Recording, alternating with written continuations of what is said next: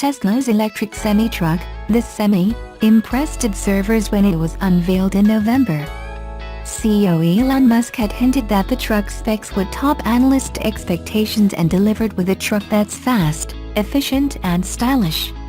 The Semi won't go into production until 2019, but what appear to be prototypes of the truck have popped up near Tesla's headquarters in California. And on Wednesday, Musk posted a picture of the Semi in an Instagram post before it set out to make its first delivery. According to Musk, the trucks were making their first production cargo trip, transporting battery packs from Tesla's Gigafactory in Sparks, Nevada to the company's car assembly factory in Fremont. Since November, a number of major companies have ordered semis, including Pepsi, Walmart, and Anheuser-Busch.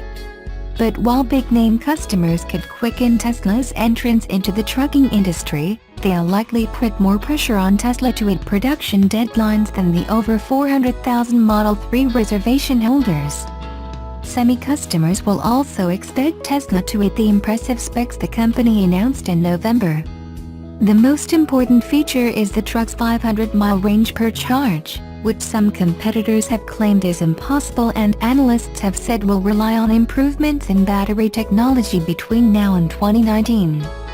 The Semi will be able to accelerate from 0 to 60 mph in 5 seconds without a trailer and in 20 seconds while carrying 80,000 pounds of cargo.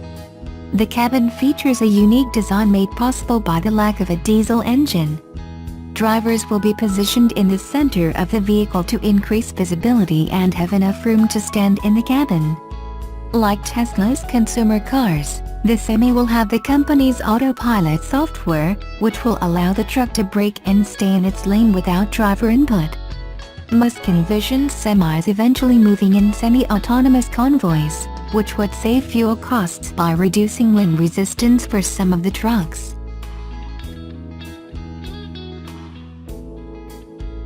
The chassis of Chevrolet's 2019 Silverado 1500 pickup truck is trimmed down as much as 450 pounds, and a range of 6-engine transmission choices includes an all-new Duramax 3.0L inline 6 diesel. High-performance materials allowed engineers to extend the lighter truck's wheelbase 3.9 inches, and passenger and cargo volume. GM has put a lot of work into 2019 Silverado's cargo bed by widening the bed floor nearly 7 inches to claim the most cargo volume in every bed length. The short box has 63 cubic feet of volume, up to 20% more than a competitor's short box. Chevrolet accessories will offer storage bins that fit over the wheel wells, offering nearly 7 cubic feet of lockable cargo space for short box models, while easily accommodating a 4x8 sheet of plywood flat on the cargo floor. Using higher-grade steel for the roll-formed bed floor to improve its yield strength more than 30%. Adding fixed tie-downs for a total of 12. And doubling their strength to resist 500 pounds of force before bending. 9 movable tie points expand cargo flexibility, including more features, such as a class-exclusive power-up down tailgate that can be operated from the key fob, interior buttoned or by hand. Task lighting. A 120-volt power outlet and larger cutouts in the corner step bumpers to better accommodate steel-toed boots. The body is 88 pounds lighter than before due to mixed materials use.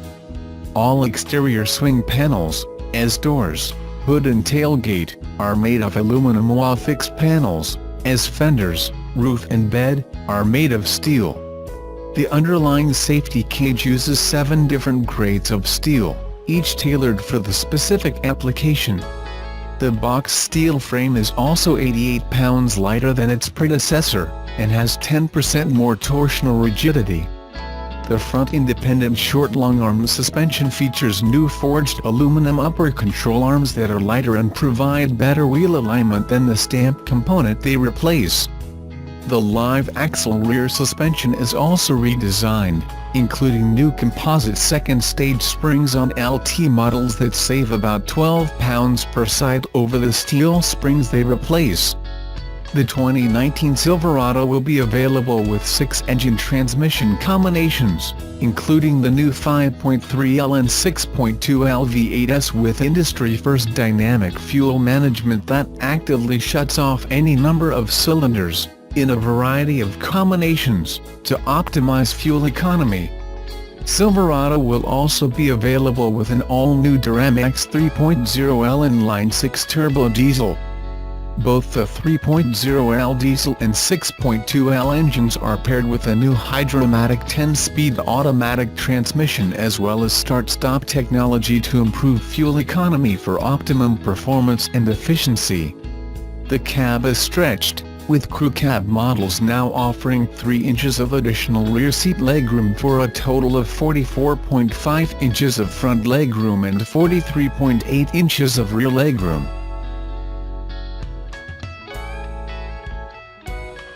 Remember Honda's utterly adorable urban EV concept? The Neo Retro EV debuted in Frankfurt last year, and while Honda telegraphed that it would eventually produce the car, on Tuesday, it announced at the Geneva Motor Show that order books will open in 2019. At the Japanese automaker's press conference, Honda revealed it will start taking orders in Europe beginning in early 2019, with product soon to follow. Philip Ross, Senior Vice President, Honda Motor Europe said, a production version of this highly acclaimed concept will be introduced to Europe during late 2019. Exterior-wise, Honda should be able to build something similar to the concept, albeit with some production-friendly changes. Say goodbye to those ultra-slim roof pillars, as they're not crash test friendly. Big adieu to those side view cameras, and more than likely, those pedestrian-facing message screens too. Neither the cameras or the screens may be legal in all markets yet. Inside, it's fair to assume that while the urban EV will still have a large screen, it won't quite be of the sexy but expensive full-width variety. I'd also expect the street car to lose the concept's low-cup bench seat in favor of more traditional buckets up front, and all seats will have to get appropriately sized headrests for safety reasons. As long as all this is done in a fashion that's sensitive to the original design's simplistic brilliance, there's no reason to think that the production car won't be a sensation. If you're wondering why Honda hasn't already committed to bring this car to the US and Canada, it's not out of the question, but at least 2 major factors are against it: size and price. Size. Because it's tiny, in show car form, the urban EV is 3.9 inches shorter than today's Fit hatchback, its current smallest offering in our market. North American buyers just don't snap up many cars that are skilled like this anymore. Conversely, thanks to their tighter streets, tougher parking and higher running costs, European and Japanese buyers still do. Price is also a major concern, because even though Honda hasn't detailed the production model's performance or range, building an electric car of this size will certainly be costlier than its gas equivalent, if only because batteries are still so expensive. A Honda of America spokesperson would only say, "We cannot comment on future product." Having said all of that, given a strong enough response, anything is possible. Battery costs seem to be dropping by the day, and a car this novel and high-profile could well give Honda cause to reconsider its viability in America.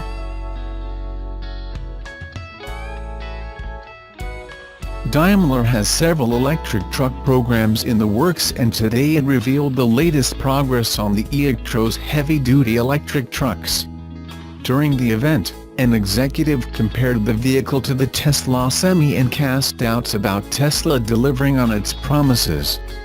The German truck manufacturer already unveiled the FUSOE Canner program, a small electric truck meant for urban routes with a range of only 100 kilometers, 62 miles, and a load capacity up to 3.5 tons, and a bigger all-electric e-truck, which has a 26-ton capacity, a massive 212 kilowatt-hours battery pack, and 125 miles of range. They are now using a similar powertrain as the one in the bigger truck concept for the new e-Actros electric truck. Today, they announced that they delivered the first 10 trucks to customers for operational testing until the planned production in 2021.